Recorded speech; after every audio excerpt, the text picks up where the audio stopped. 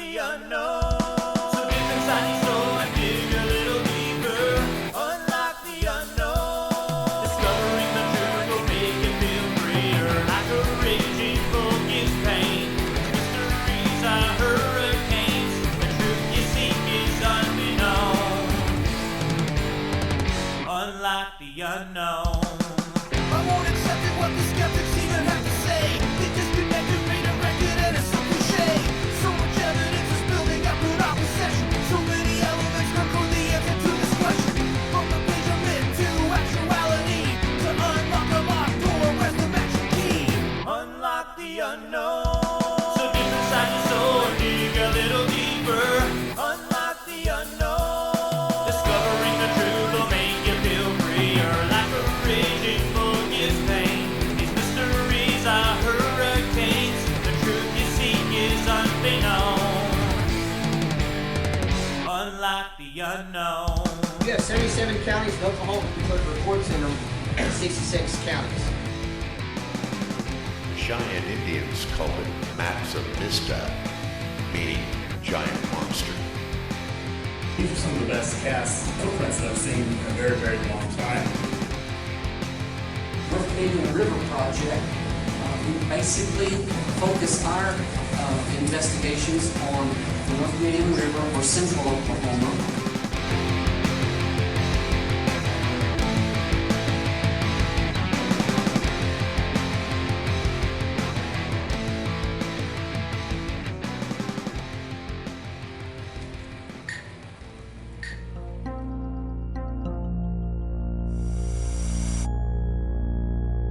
Welcome back to Squatch Ranger Files, episode 38. Hey guys, I've been inactive for a few months due to this pandemic, and so I'm ready to come back at you with more episodes. And also, over this pandemic, I've appeared on 2 different YouTube channels. I've been interviewed, and so if you want to check out my 2 interviews, one was on Beast TV and the other one was on Sasquatch Diaries. So I will provide those 2 links in the description of this video. Please check them out and give those 2 YouTube channels a like. Alright guys, it's now time to get back to Squatch Ranger Files, episode 38.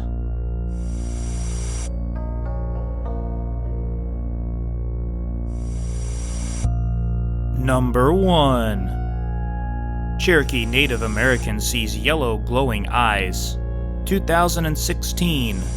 Northeast District, Mays County, Oklahoma. Class C sighting. The eyewitness in this report will be referred to as Chris, and his brother will be referred to as Chuck, for the purposes of this report, to protect the eyewitness's identity. This report was taken from a third party. The eyewitness in this report is full-blooded Cherokee. The area in this sighting report is densely forested in the Spavinaw Hills State Game Refuge. Very thick trees. Some creeks run through this area and there are rocky outcrops. Some places can be hard to get around. Also, there's a lot of underbrush. There are some established trails, but the underbrush is pretty common. This happened in the summertime around the 4th of July, and this also occurred in the pitch black dark. This gives us a time frame because that would mean this happened after 9 to 9:30 at night, but no later than midnight.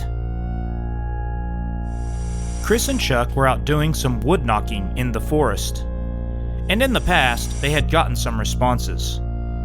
They weren't quick to jump to conclusions that this was a Sasquatch. They considered the idea of pranksters replying to their wood knocks, but this was unlikely because the area they were in does not get a lot of foot traffic, and that was the reason they chose this location. They grew up in this area and knew the traverse very well. This evening, they didn't get a response to the wood knocking. Instead, what they got was a creature smashing through the underbrush, which would not be easy to traverse.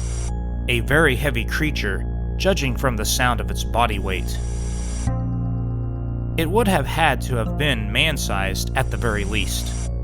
At first, they thought it was a feral hog, The problem was it was coming at them. Most of the time, a feral hog will flee from you, but not always. The mindset of the witnesses was that this was some type of predator. Bigfoot, or something supernatural, was not on the minds of the eyewitnesses at this point. These witnesses have hunted since childhood. They didn't get terrified until they saw what began to emerge. They were still in the pitch black. They were not using flashlights, and the lights from their truck were turned off. They were not seeing any eye shine up to this point. There was not artificial light shining on whatever was coming at them. Zero eye shine. Instead, what they saw were a set of glowing yellow eyes. These yellow glowing eyes were charging at them at human eye level through the brush. The eyewitnesses fled immediately. Note, these eyewitnesses are not the type to get spooked easily in the wild, especially because of their native background. Chris and 2 other occupants get inside the cab of the truck. Chuck jumps into the bed. They are on an unimproved road. It's not a paved road. There are hills and curves which make it hard to depart the area quickly. Also, because of the sharp turns and heavy forested areas, anything that would have been chasing them would have disappeared from sight on each turn because of the angles. They are only going 35 to 40 miles per hour. This thing that was chasing them, the yellow glowing eyes, teleports around the corners and is able to catch up with them before they are able to get to an improved paved road to where they could increase to a much faster highway speed. The first thing that popped into the eyewitness's mind was this thing could not be a Sasquatch. To Chris, this creature was a Cherokee-based legend called the Raven Mocker, which is a witch doctor similar to a shapeshifter in tribal legends.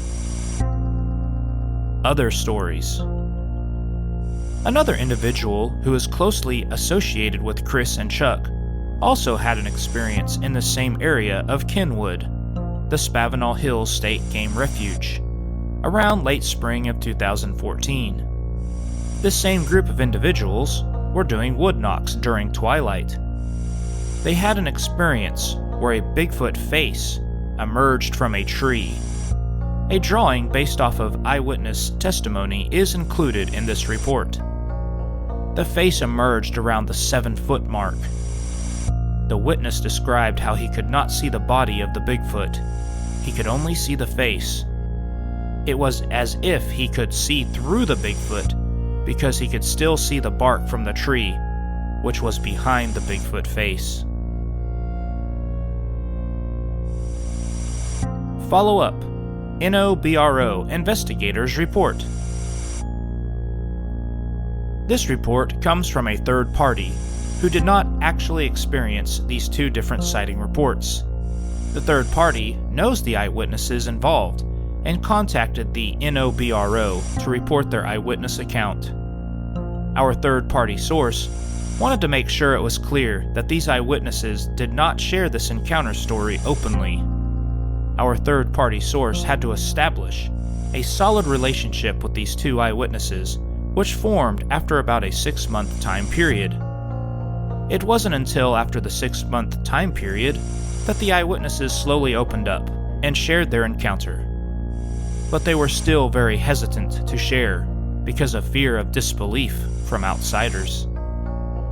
The eyewitnesses want to remain completely anonymous, and only the third-party source knows their identity.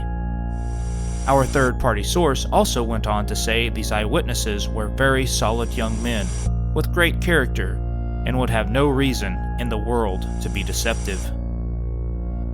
This sighting report is unique because of the fact the eyewitness is Native American and has Native tribal beliefs. The eyewitness actually believes in Bigfoot, but yet he doesn't think the yellow glowing eyes were from a Bigfoot in this particular event. The eyewitness, his brother, and friends have been wood knocking in this area in the past and have received wood knock replies. In those cases, the eyewitnesses did believe it was Bigfoot knocking back. But in this case, the eyewitness leans toward a different tribal legend to explain the yellow glowing eyes.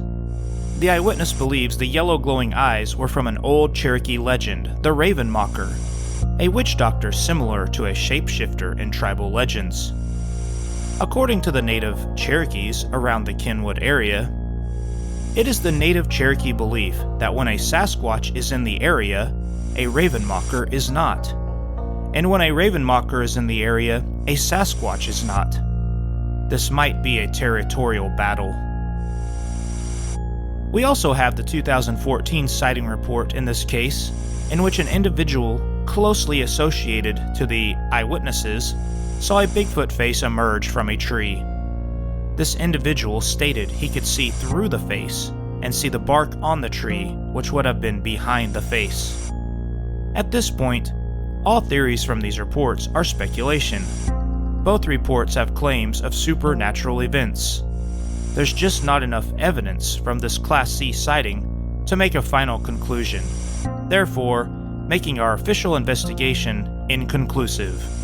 This case is now closed. Number 2. Creature chases Comanche tribal member. 1960s. Southwest District of Southwest Oklahoma. Class C sighting. North of Anadarko, Oklahoma. This story was told by a Comanche tribal member who said this: "My grandpa and 3 uncles were chopping wood north of Anadarko at the Binger Y area. My uncle went to use the bathroom. He came running back saying there were big hairy men that were chasing him with trees. My grandpa told them to hurry and get into the car. Pretty soon big rocks came flying in at them. They left all the wood they had chopped and never went back to get their wood. My uncle said it looked like a big hairy ape." Follow up. NOBRO investigators report. This story was told to the NOBRO investigator from a third party. The third party has a cousin who was a Comanche tribal member who shared this encounter, therefore putting this sighting report into the Class C category of sightings. Class C sightings can range from a very thorough report to very little information given. Because the encounter doesn't come directly from the witness, Class C sighting reports tend to lose important details that only the eyewitness themselves can share. Also, the ability to ask questions is eliminated in a Class C sighting report. Although the NOBRO does document Class C reports and will catalog them into its database for the purpose of records. This case remains open for the possibility of collecting more information.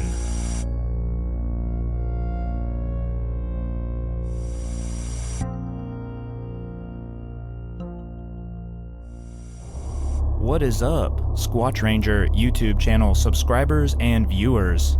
You can now visit our online store.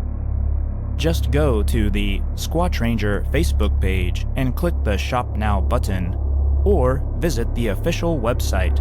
I will provide a link in the description of this video. You can view many of our different products we offer, such as Oklahoma Bigfoot t-shirts, Oklahoma Bigfoot koozies, or Oklahoma Bigfoot 6-inch car decals. Maybe you would like Bigfoot to visit your birthday party. We can do that too. Please visit our online store to view all of the products and services we provide. Okay, it's now time to get back to Squatch Ranger Files.